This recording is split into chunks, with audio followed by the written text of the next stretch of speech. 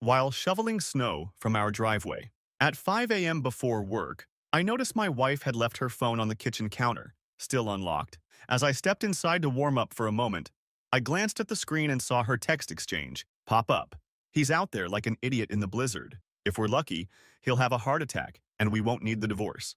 Her lover replied with laughing emoji. I finished clearing the snow and left for work as usual. Yesterday, she regretted everything she said. Throw away for obvious reasons. Long post ahead, but I need to get this off my chest. You ever have one of those moments where your entire life just shifts? Not the good kind. The kind where the ground under your feet suddenly isn't there anymore, and you're in free fall. It was Wednesday, February 17th. Negative 12 degrees with the wind chill. The kind of cold that burns your lungs when you breathe in. Dark as a coal mine at 5 a.m. with another 8 inches of snow dumped overnight on our driveway. I remember checking the weather app before bed. Blizzard warning until noon. But I still set my alarm for 4:45 a.m. Always do. 15 years working at the plant taught me that weather isn't an excuse. You show up. Michelle was still sleeping when I slipped out of bed. 8 years of marriage and she's never once offered to help shovel. Never even suggested I stay in bed during a storm. Just expected the driveway to be clear when she leaves at 8:30. That's how it's always been. I don't mind the work, or at least I didn't. My dad always said a man takes care of his home, his family.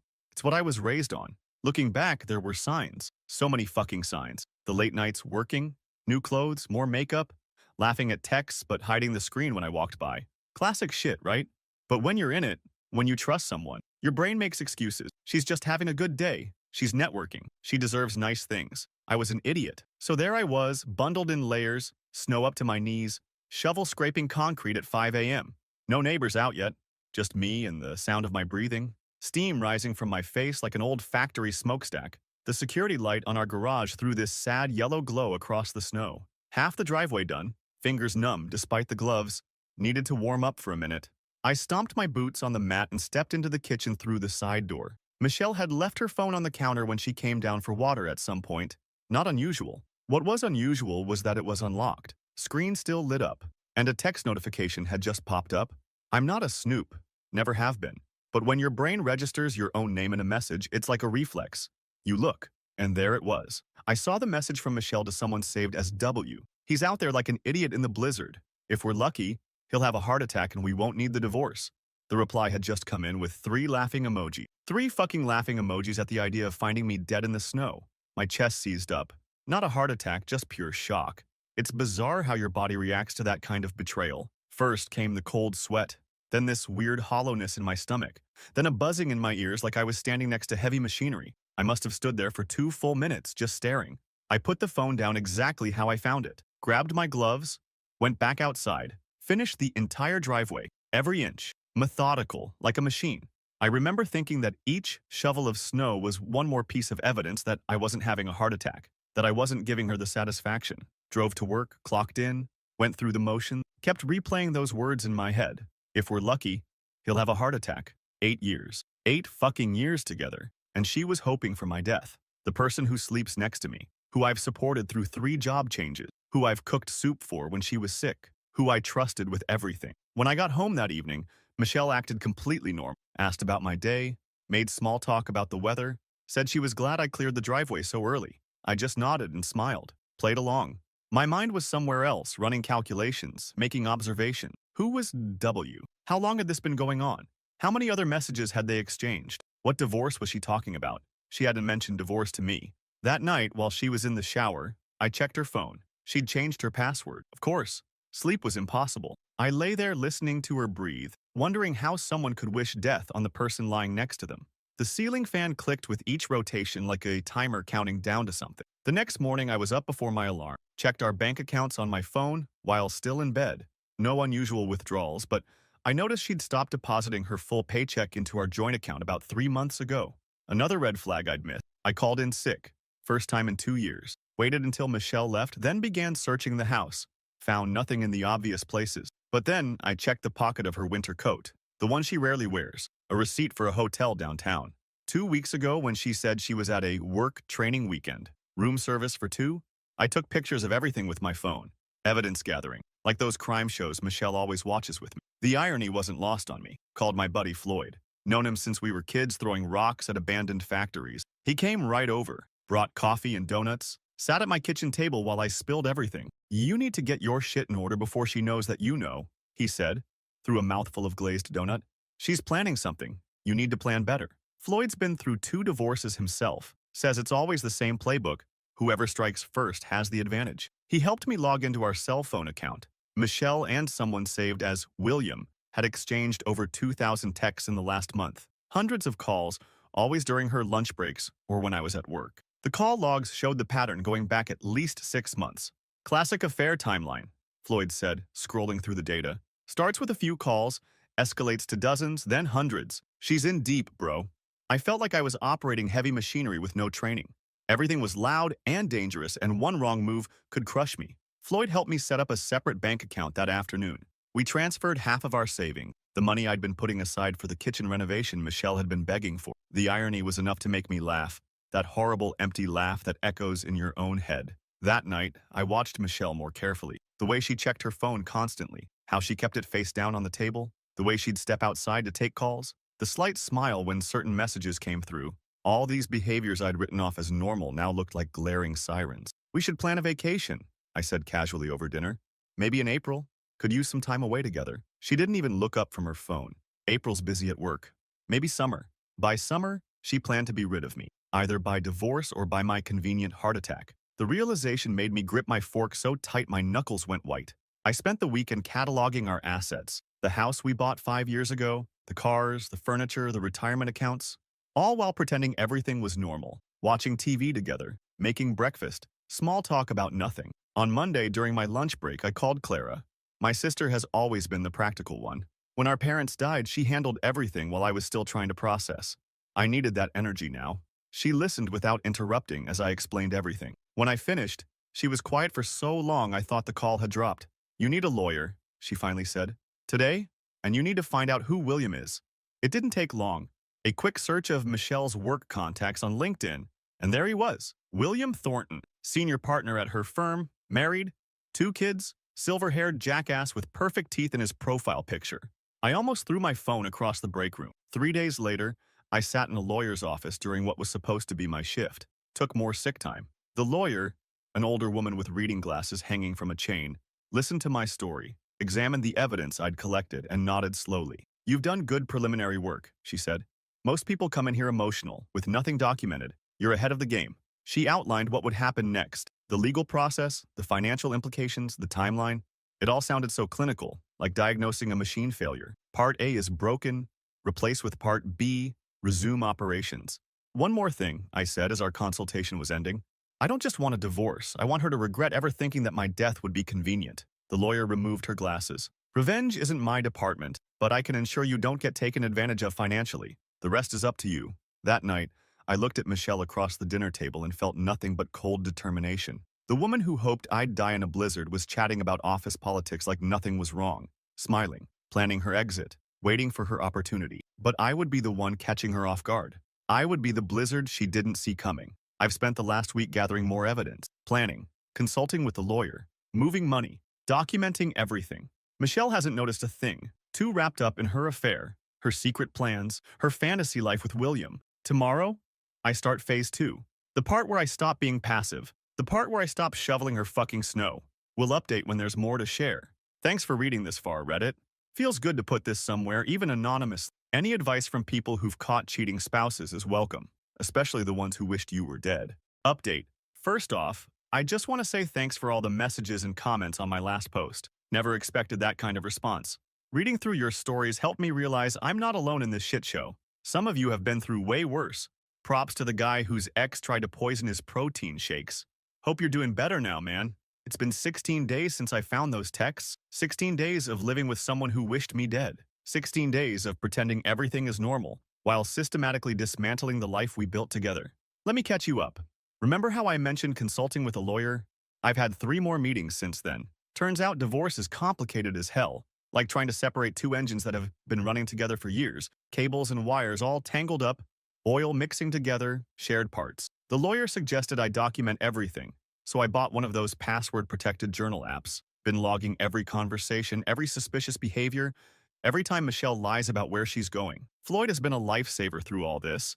His IT knowledge came in clutch when I needed to recover deleted texts from our cloud backup. We spent a Saturday afternoon in his garage, laptops open, energy drinks piled up, digging through data while his dog kept trying to sit on the keyboard. Found 6 months of messages between Michelle and William. 6 fucking months. The texts were worse than I imagined. Plans for their future together. Complaints about me. Detailed accounts of hotel meetups during work trips. And yeah, more jokes about my potential demise. Apparently my high cholesterol, which Michelle always claimed to be concerned about, was another source of hope for them. How convenient it would be if I just dropped dead naturally. I printed everything, 3-hole punched it, put it in a binder. Old school, I know, but there's something satisfying about physical evidence you can slap down on a table. Phase 1 of my plan was information gathering. Phase 2 is about applying pressure. The kind Michelle won't immediately recognize as pressure. Small changes in behavior, subtle shifts in our routine.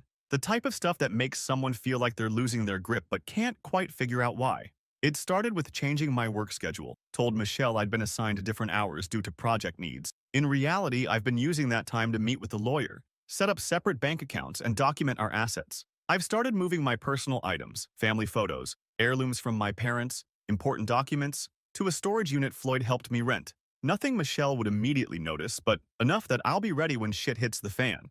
The financial prep has been the most stressful part. Our joint account, which I've faithfully deposited into for 8 years, now only gets the bare minimum needed for bills. The rest goes into my new private account. I've cataloged everything we own, down to the set of golf clubs gathering dust in the garage, which BTW were a birthday gift from Michelle 3 years ago, back when she apparently still wanted me alive. Last week I told Michelle I had to go on a business trip, 3 days in Chicago for training. She seemed relieved, practically pushed me out the door. I bet she and William had the house to themselves within hours of my departure. But here's the thing. I never left town, stayed at a Motel 6 just outside the city, spent those 3 days meeting with the lawyer, organizing finances, and preparing for what comes next. When I returned from my trip, I set up cameras in our living room and kitchen. Nothing in the bedroom. I'm not trying to catch sex tapes, just conversations. Legal in our state as long as it's my property too. Already caught Michelle on the phone with William several times planning their next moves. In one call, she mentioned they should wait until April to file for divorce. Apparently, that's when William's bonus comes in. How considerate. The real turning point came 4 days ago. I decided it was time to confront William directly. Not Michelle. Not yet. William. I found out which coffee shop he stops at every morning before work. One of those fancy places with the $7 lattes and pretentious baristas.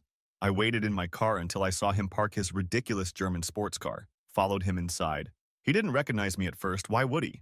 I'm just the faceless husband in the background of Michelle's stories. I sat down across from him while he was waiting for his order. The look on his face when I introduced myself, priceless.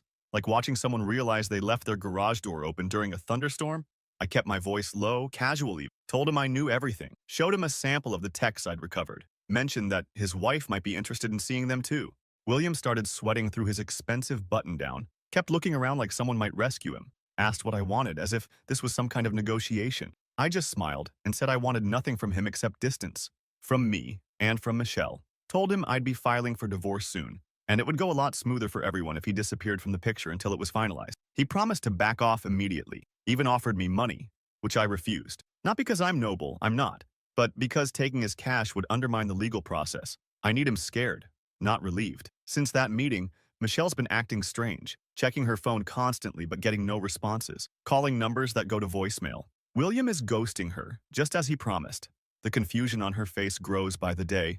Yesterday, she asked if everything was okay between us. Said I seemed distant lately. I almost laughed in her face. Instead, I told her work has been stressful. She suggested we take a weekend trip somewhere to reconnect.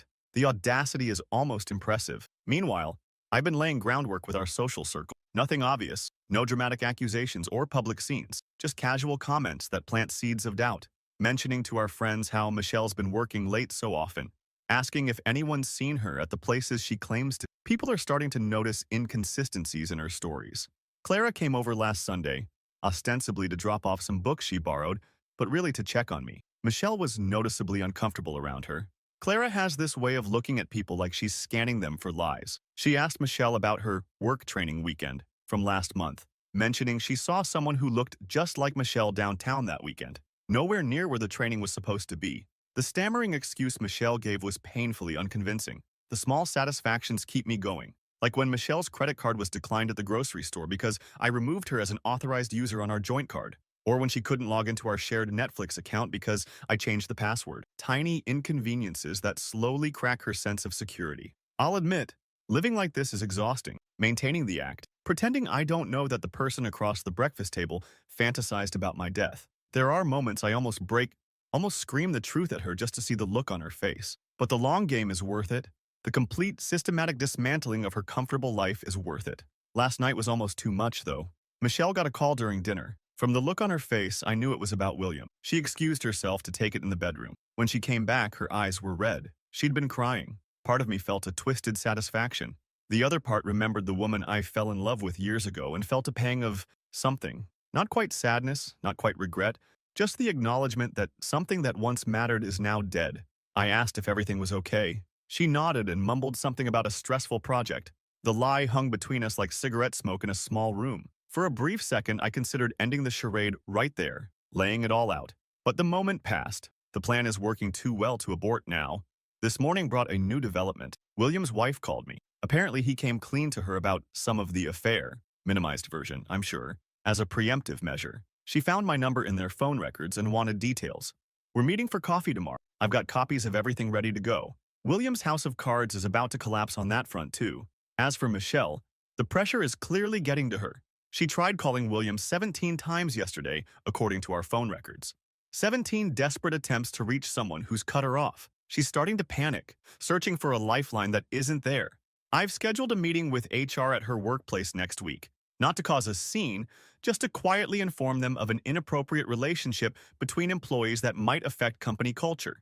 The policy handbook I found online has a clear section on disclosure of romantic relationships, especially between different levels of seniority. Funny how neither Michelle nor William bothered with that formality. Floyd thinks I should accelerate the timeline, just serve her the papers and be done with it. But there's a method to my approach. I want Michelle to feel the same slow-building dread I felt standing in that kitchen, reading those texts, the same gradual realization that everything she thought was solid is actually quicksand, the same helpless panic as every support structure collapses. Is it petty?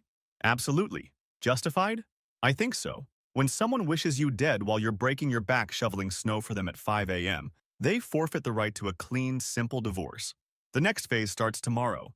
I've already transferred the last of my personal items to the storage unit, changed my direct deposit information at work, secured all important documents. The lawyer has the divorce papers ready to go. Michelle's about to discover that the husband she wanted dead has been 10 steps ahead of her all along. We'll update again when there's more to share. Thanks again for all the support, Reddit. Dark times, but reading your comments helps. Knowing I'm not alone in this nightmare makes the days a bit more bearable. Final update, edit. Thanks for the awards and DMs. Honestly didn't expect this trilogy to resonate with so many people. For those asking about my mental health, I'm hanging in there. Some days are better than others. It's been 37 days since I found those texts. 37 days of playing chess while Michelle thought we were playing checkers. 37 days of watching her world crumble piece by piece, like a building during controlled demolition. And now it's done. The dust is settling. Thought I'd give you all the final updates since so many of you have followed this nightmare from the beginning. Quick recap for the new folks. Found my wife texting her lover about how she hoped I'd die of a heart attack while shoveling snow. Discovered their months-long affair. Instead of confronting her immediately, I methodically prepared for divorce while psychologically dismantling her security. Previous posts have the details. Where did we leave off? Right?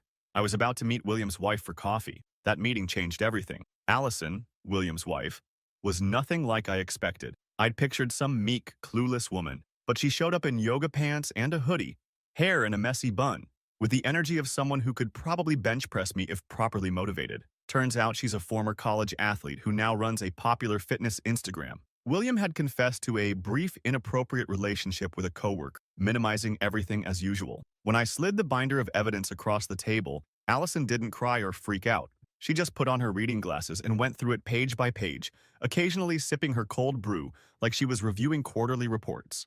After 20 minutes of silence, most awkward coffee ever, she closed the binder, took off her glasses, and simply said, "Well, fuck." Then she asked if I had copies she could take. We spent the next hour comparing notes, filling in timeline gaps. Apparently, William had been acting sketchy since fall, always on his phone, working late, the classic signs we both missed. What happened next wasn't part of my plan, but it accelerated everything beautifully. Allison, who has about 47,000 followers on Instagram, didn't post anything directly about the affair. But that night, she did post a cryptic story about redecorating the house and removing toxic elements, with some heavy metal playing in the background while she packed Williams' designer clothes into garbage bags. Internet sleuths being what they are, her followers immediately started speculating. By morning, Williams' social media was flooded with questions. The next day was when everything converged perfectly. I'd taken the day off work, knowing Michelle would be home late, set up the living room like a corporate presentation binder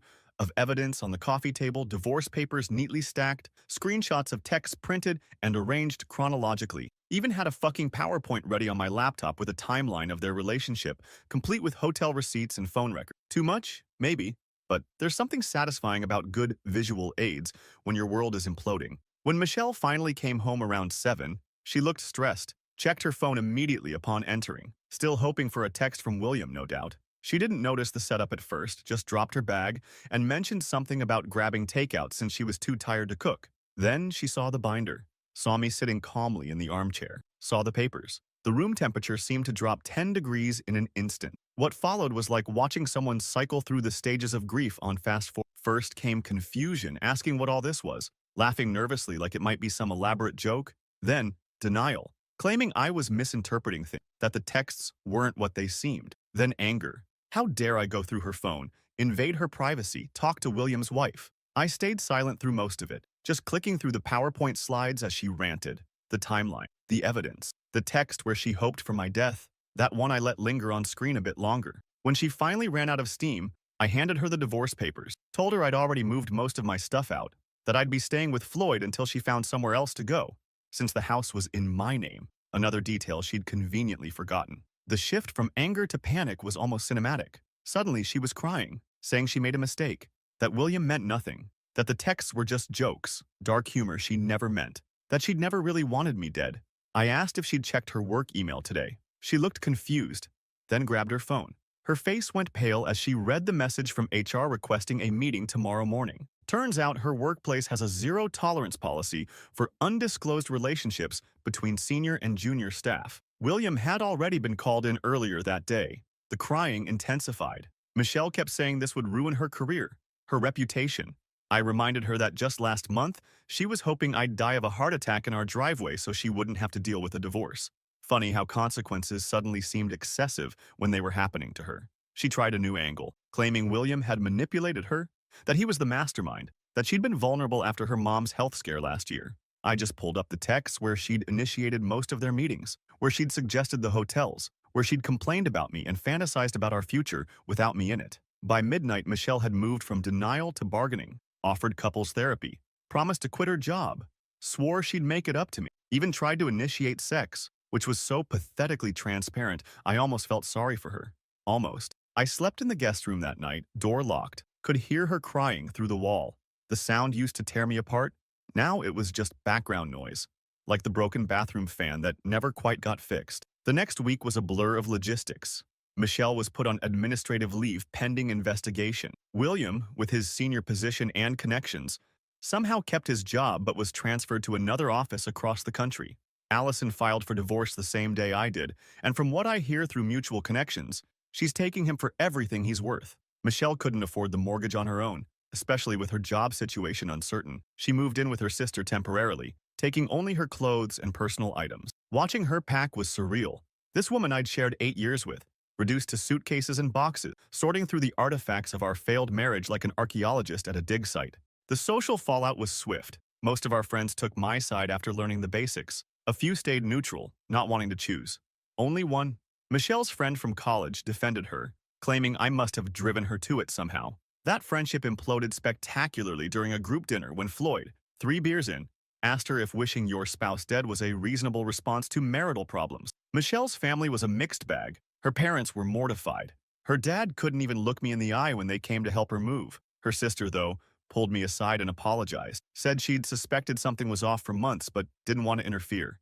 Admitted Michelle had always been the family princess who never faced consequences for anything. Throughout all this, Michelle's attempts at reconciliation grew increasingly desperate. Daily texts, tearful voicemails, flowers delivered to my work, a handwritten 12-page letter detailing every good moment of our marriage. as if cataloging the past could somehow erase her betrayal. She even showed up at Floyd's place one night, drunk and crying, until his girlfriend threatened to call the cops.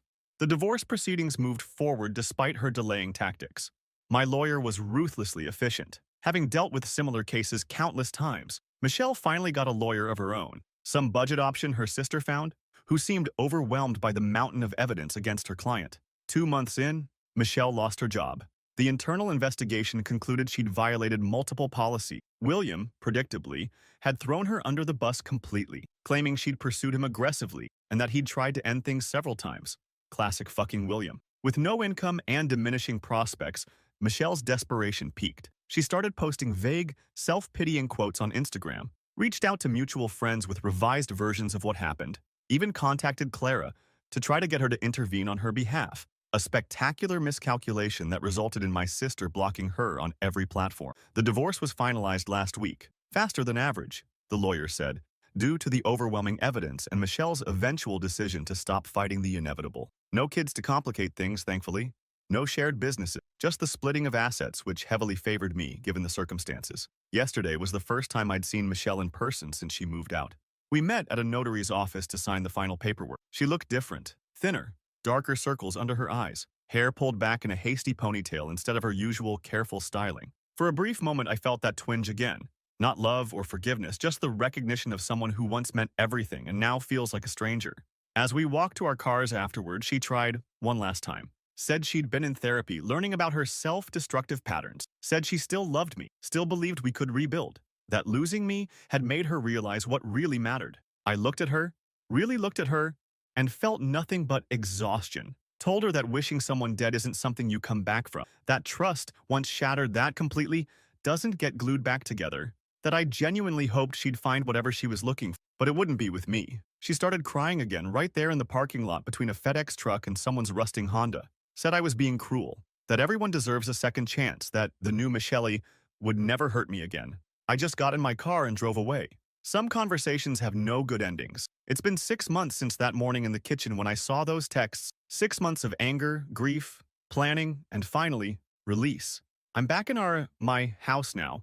Repainted the walls, rearranged the furniture, trying to erase the memory imprints of her in every room. Floyd and I still meet up for beers on Thursdays. He's been solid through all this. The kind of friend who helps you move bodies, metaphorically speaking. Clara checks in almost daily, worried about how I'm really doing beneath the stoic exterior. My answer varies depending on the day. Dating is a distant concept, like planning a trip to Mars. Possible someday, but not a priority now. Trust doesn't come easy. I find myself analyzing casual interactions with women, looking for hidden meanings, secret texting.